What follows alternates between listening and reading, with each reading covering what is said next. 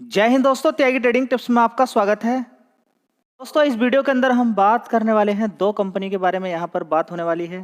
पहली कंपनी होगी इन्फीवीव avenues limited. दूसरी कंपनी यहाँ पर एक ऐसा शेयर जो दूसरी कंपनियों के टारगेट देता है कि इस कंपनी का टारगेट इतना होगा, नीचे का या ऊपर की साइड का। दूसरी कंपनी के बारे में बात करेंगे। आपकी आंखों के सामने लगातार वो तेजी तेजी तेजी के अंदर है शेयर। देखिए, जब भी कभी राइट इशू हो, डिविडेंड वगैरह की बात हो, बोनस स्प्लिट की बात हो, ठीक है, उसमें ज़्यादातर केस में शेयर आपको गिरावट पर देखने को मिल जाएंगे। ठीक है, यहाँ पर भी इन्फीबी एवेन्यूज़ लिमिटेड की बात करें तो लोगों को कुछ समझ में नहीं आ रहा है कि 10 रुपये के हिसाब से जो शेयर मिलेंगे, आज डेट स्टार्ट हो चुकी है कि आप अप्लाई कर सकते हैं, आप इसको बाई कर सकते हैं अगर आपने इन्फीबी एवेन्यूज़ लिमिटेड के शेयर खरीदे हुए हैं तब। अगर आपने पहले से ही इन्फीव्यू एवेन्यूज़ लिमिटेड के शेयर खरीद के रखे हुए हैं तो आपके पोर्टफोलियो के अंदर काफ़ी सारे शेयर्स होंगे। जैसे कि मान के चलें कि एसबीआई का शेयर भी आपके पास है, आपके पास एचडीएफसी बैंक का भी शेयर है, कोटक बैंक और रिलायंस इंडस्ट्री। मान के चलिए 4 शेयर हैं, पांचवा इन्फीव्यू एवेन्यूज़ लिमिटेड का है। तो ऊपर की साइड में आपको ऐसा दिखाई देगा कि 5, क्योंकि 5 हो गए, 4 बैंकिंग के शेयर हो गए आपके पास अलग अलग कंपनियां, और एक हो गया इन्फीव्यू एवेन्यूज लिमिटेड कंपनी। ठीक है, उसमें कितने शेयर हैं वो बात एक अलग हो गई, टोटल शेयर का काउंट कितना हो गया वो एक अलग बात हो गई। ठीक है, कितनी कंपनियां हैं आपके पोर्टफोलियो में वो बात एक अलग है, पर्टिकुलर कंपनी के अंदर कितने शेयर्स हैं वो बात एक अलग हो गई। ठीक है, तो अगर 5 हैं तो आज वहां पर आपको 6 दिखाई देगा। इन्फीव्यू एवेन्यूज लिमिटेड के अंदर आपने अगर 1000 शेयर खरीदे हुए हैं, या मान के चलें कि 267 आप शेयर्स आपने खरीदे हुए हैं, या फिर 4 शेयर आपने खरीदे हुए हैं, तो एक शेयर खरीदने के लिए इस तरीके से RE करके आएगा। तो कंफ्यूज बिल्कुल मत होइएगा कि इन्फीव्यू एवेन्यूज लिमिटेड के जो शेयर आपने पहले खरीदे हुए हैं, आपको मालूम होगा कितना काउंट है, उससे कम काउंट, यानी कि अगर 4 वे हैं तो एक शेयर आपको खरीदने के लिए इस तरीके से आ रहा होगा, इन्फीव्यू एवेन्यूज, फिर RE करके आ रहा होगा। वहां पर भाव भी ऊपर नीचे देखने को मिल रहा होगा, 4 रुपए से लेके लगभग 4 रुपए 60 पैसे तक। ठीक है, 4 रुपए से लेके 4 रुपए 60 पैसे तक फ्लक्चुएट प्राइस आपको देखने को मिल रहा होगा वहां पर। ठीक है, तो क्लिक करना होता है नॉर्मली जैसे कि आप खरीदते हैं। जैसे क्लिक करेंगे उस पर, वहां पर बाई का ऑप्शन आएगा, डिलीवरी का ऑप्शन आएगा, वहां पर आप उसके अंदर जितने शेयर्स हैं, 4 शेयर पहले इन्फीबीम के हैं, तो एक शेयर वहां पर आप क्लिक करके उसको बाई कर सकते हैं। कमाल की बात यह है कि आप कहेंगे कि 4 रुपये 20 पैसे पे मैंने खरीदा, 4 रुपये 30 पैसे के हिसाब से मैंने खरीद लिया। मान के चले कि आपको खरीदना था, आपने इतने सारे शेयर्स खरीदे हुए हैं, मान के चले कि आपने 4000 शेयर पहले ही खरीद के रखे हुए थे, तो 1000 शेयर्स आपको अब इस समय मिल रहे हैं कितने के भाव के अकॉर्डिंग, 4 रुपये 20 पैसे के अकॉर्डिंग, 4 रुपये 30 पैसे के अकॉर्डिंग। तो ज़्यादा खुश नहीं होना है। क्यों? क्योंकि कंपनी का एक नियम है कि ये जो शेयर्स आपको दिए जाएंगे, ये लगभग आपको 9 से 10 रुपये के हिसाब से मिलेंगे। देखिए, आपको अपॉर्चुनिटी मिल रही है, अभी शेयर का भाव 15 रुपये के हिसाब से चल रहा है, 16 रुपये के हिसाब से चल रहा है, लेकिन कंपनी आपको एक शेयर कितने का दे रही है? एक शेयर दे रही है आपको कितने का दे रही है? 9 से 10 रुपये का। 9 से 10 रुपये के बीच में मान के चलिए 10 रुपये ही मान लीजिए। 10 रुपये का भाव आपको इस समय 10 रुपये के अकॉर्डिंग आपको शेयर मिलेंगे। किसके अकॉर्डिंग? 10 रुपये के अकॉर्डिंग। एक शेयर आपको 10 रुपये के हिसाब से मिलेगा, क्योंकि 4 शेयर आपने इन्फीबीम के खरीदे हुए हैं, तो आपको अगर एक शेयर आज की डेट में खरीदना है तो आपको इतना भाव देना पड़ेगा, क्योंकि कंपनी राइट इशू लेकर आई है। तो 4 शेयर पे एक शेयर आपके लिए एलिजिबिलिटी यहाँ पर है, वहाँ पर आपको दिखाई देगा आपके पोर्टफोलियो में एक शेयर खरीदने के लिए कितने का भाव, 4 रुपये 20 पैसे, 4 रुपये 30 पैसे या 4 रुपये 60 पैसे। आज फ्लक्चुएट हो रहा है, कल भी फ्लक्चुएट होगा, 3 तारीख से लेकर 11 तारीख तक फ्लक्चुएट होता रहेगा। आपके पास अपॉर्चुनिटी है, आप खरीद के रख सकते हैं। ठीक है, ये बात हो गई। ठीक है, अब आप कहेंगे कि ऐसा कैसे हो रहा है, भाव तो चल रहा है इतना, और 4 रुपये 20 पैसे के हिसाब से हमें सारे शेयर्स खरीदने के लिए मिल रहे हैं, हमारी कुछ समझ में नहीं आ रहा है। देखिए, समझने के लिए कुछ नहीं है। अगर आपके पास 1000 रुपया है, ठीक है, 1000 शेयर खरीदने के लिए आपके वहां पर अगर 1000 शेयर्स आपको दिखाई दे रहे हैं, 4000 शेयर्स थे आपके पास पहले, आज आपको 1000 शेयर्स वहां पर RE करके दिखाई दे रहे हैं, तो मतलब एक्चुअली में आपको देना था 10,000 रुपया।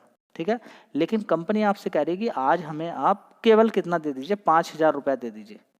ठीक है, तो भाव थोड़ा सा नीचे है, 4 ये मान के चले 4200-4300 रुपये आपको देने पड़ेंगे, या 4400, किसी को 4400 रुपये देना पड़ेगा, किसी को 4500 रुपये, जिसने जिस हिसाब के अकॉर्डिंग खरीदा। सुबह एकदम खरीद लिया, थोड़ा सा ज़्यादा होगा, और नीचे की तरफ गिरा, गिरने के बाद फिर बढ़ा, उसका भाव फ्लक्चुएट इस तरीके से हुआ है, ठीक है, इस तरीके से। अभी थोड़ा सा नीचे की साइड में इस तरीके से है, ठीक है। तो बात समझ में आ गई। तो आधा पेमेंट आपने अब कर दिया, आधा पेमेंट आपसे कंपनी बाद में ले लेगी। भाव आपको 10 रुपये के हिसाब से मिलेगा।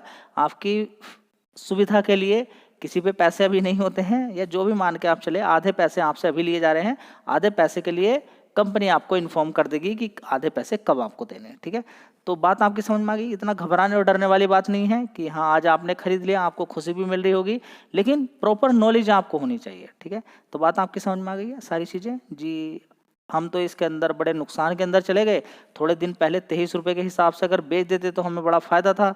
हमने 16-17 रुपये पे ख़रीदा था, यहीं पर ख़रीदा था, और हम अगर 23 रुपये के हिसाब से बेच देते बड़ा फ़ायदा होता। ये तो शेयर वहीं पर आ गया। देखिए यही होता है स्टॉक मार्केट के अंदर। एक लालच के चक्कर में कभी कभी हम बड़ा जो अमाउंट बनता है, जो बड़ा पैसा होता है, उसको हम खो देते हैं, ठीक है।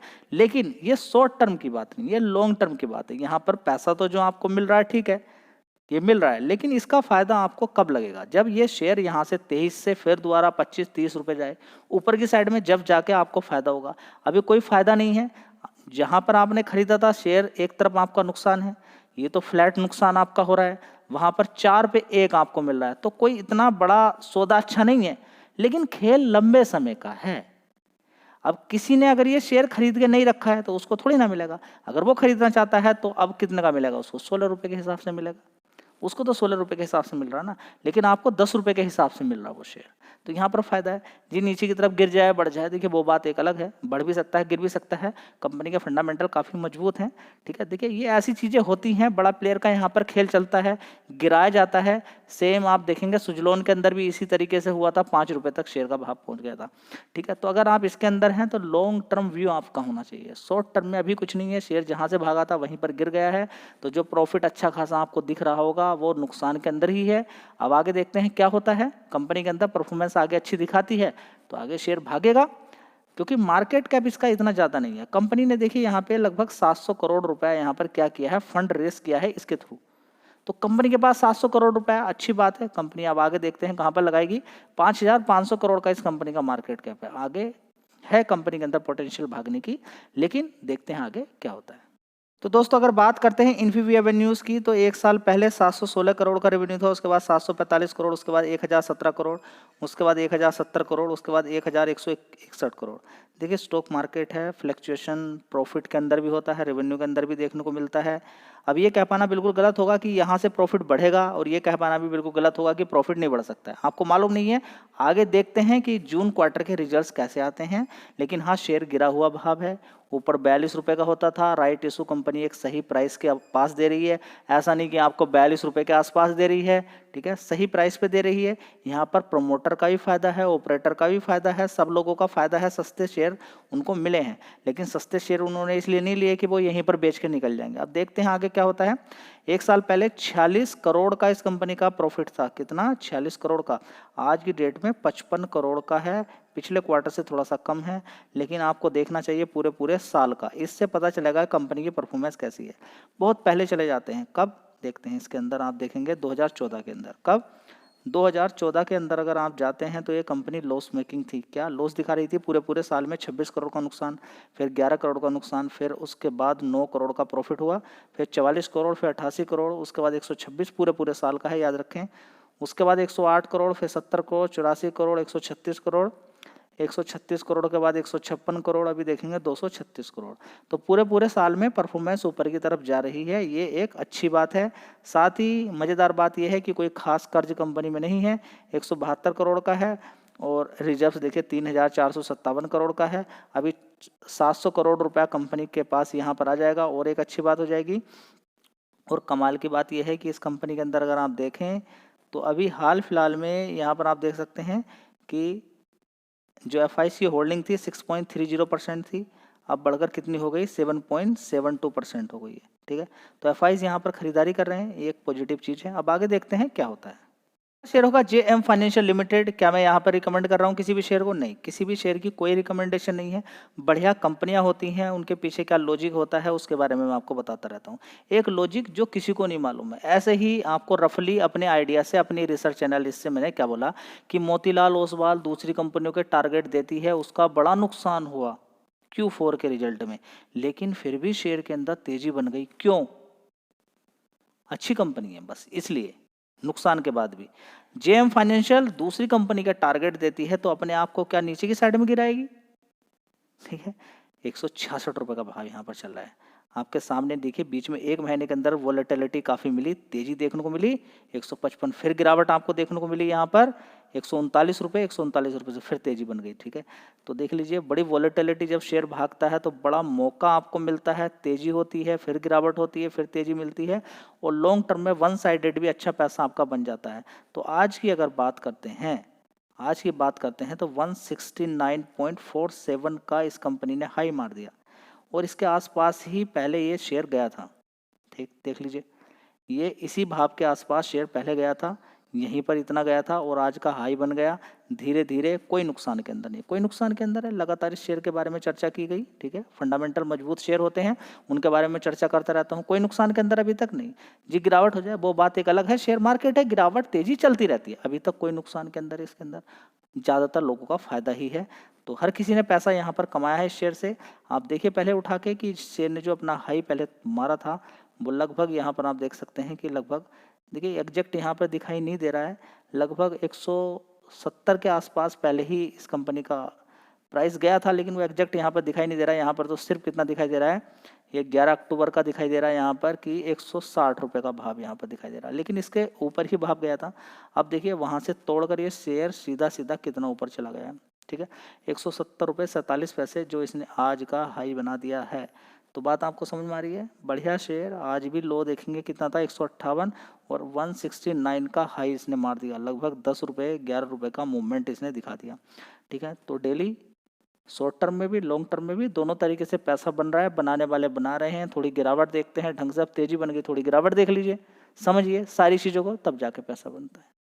चलिए दोस्तों देख लीजिए मोतीलाल ओसवाल भी आज 7.74% की तेजी है। तो फाइनेंशियल सर्विसेज के अंदर फाइनेंशियल वाली जितनी भी कंपनी है उस सेक्टर के अंदर अभी धीरे धीरे तेजी बन रही है। और ये मैं कई बार आपको बता चुका हूँ, जो फाइनेंशियल वाली कंपनी है, जो फाइनेंस देती हैं, उनके अंदर तेजी बन रही है। अब ये मत देखिए कि कंपनी के रिजल्ट्स कैसे थे। ठीक है, एक महीने के अंदर आप देखिए तेजी बनी, देखिए नीचे की साइड में गिरावट हुई, और शेयर ने धीरे धीरे करके देखिए जब रिजल्ट्स आए तो उसके बाद देखिए शेयर के अंदर गिरावट हुई थी। जब रिजल्ट्स आए कंपनी के तो यहाँ पर देखिए गिरावट देखने को मिली थी, यहाँ पर देखिए गिरावट हुई। ठीक है, ज़बरदस्त इसके अंदर गिरावट होती है।